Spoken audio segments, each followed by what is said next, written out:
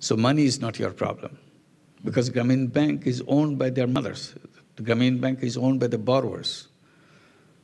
So I tell them, look, Grameen Bank doesn't have any problem with money. You have plenty of money in the bank. So why don't you figure out how to use this money? Use this money in a way not only you create your employment, at the same time you create employment for many other people. Sometimes they get very puzzled by that. How do I create jobs by taking money from the bank? Then I tell them, look, if you cannot figure it out, if you feel frustrated about it, just think about your mother. Your mother never had a job with anybody. Your mother was illiterate, but she joined Grameen Bank, took a loan, and she was scared to death when he took this small loan first time, some $30 or $35. She was shaking. She couldn't believe that somebody could give her so much money in her hand. Nobody trusted her for a penny. Now this organization gave her so much money in the hand. And tears will roll down her eyes, seeing that she has been trusted by someone, some organization. And she promises to herself, anybody if could trust her with so much money, she will give her life to make sure that trust is kept. So that is the beginning of her life in Grameen Bank. And gradually she paid back the money, worked very hard, took another loan, and improved her life, and sent you to school. And you got this education loan, and you went to the higher education. That's where you are. So if an illiterate woman like your mother could change her life, could create her own employment, what good is your education if you cannot do better than your mother? So think about that. So many of these young people are coming back to start businesses. So we are helping them start businesses which their mother could not have done because she didn't have that ability to manage bigger kind of businesses. Now these young people are moving into bigger businesses because now they're capable, they're educated, they're highly educated. So this is a new generation moving into a new kind of life for themselves. As you see these young people, the mother and the son, mother and the daughter, you always wonder how this difference took place between the mother and the daughter. Standing side by side, mother is a totally illiterate person, and the daughter is a highly educated person. She is a medical doctor. And one question immediately comes to your mind. Her mother could have been a doctor too. There is nothing wrong with her mother. She is as capable as her own daughter. But she remained an illiterate person because society never gave her a chance to go to school. She never learned how to read and write. She doesn't know what alphabets are.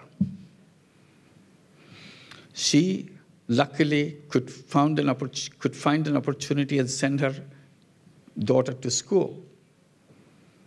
And gradually she went through this school and she got this education loan. She became a doctor. The question that comes to my mind, to anybody's mind, what is poverty? Who creates poverty? And seeing these examples again and again within Grameen Bank, the answer becomes very clear. Poverty is not created by the poor people. Poverty is created by the system. The system made sure the mother remains illiterate because it did nothing to help her to get to the education. So it is not her inherent inability to learn. Simply she was not presented with this opportunity. So she remained illiterate. She never had an opportunity to earn for herself until Grameen Bank gave her a loan so that she starts earning for herself. Make a little change one after another. Her daughter had a better luck because by this time her mother is earning some money, so she sent her to school. And all the difference took place. So it's not something which is missing in the person, it is something which is missing around her. Makes all the difference. So the poverty, if poverty is not created by the people, the poor people, who creates it? The answer is very clear. It is created by the system that we created, by the institutions that we built, by the concepts that we have designed, by the policies that we pursue. Those things created poverty. So poverty is not inside the person. Poverty is imposed from outside the person. It is an artificial imposition on human beings. If it is an artificial imposition from outside, then if you can change the outside, people will come out of poverty. You pick out the seeds of poverty from the institutions, seeds of poverty from the policies, seeds of poverty from the theories and the concepts.